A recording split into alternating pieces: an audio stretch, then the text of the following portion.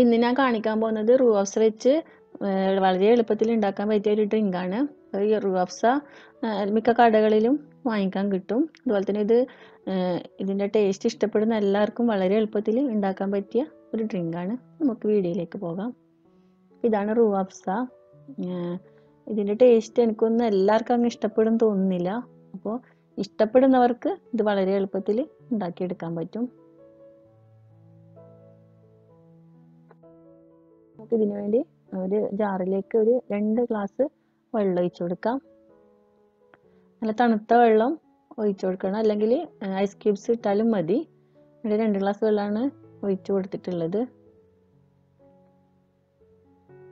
പിന്നെ ഇതിലേക്ക് ഒരു 3-4 ടേബിൾ സ്പൂൺ റൂ അഫ്സ ഒഴിച്ചു കൊടുക്കാം. ഒരു അരമുറി ചെറുനാരങ്ങയുടെ നീരും.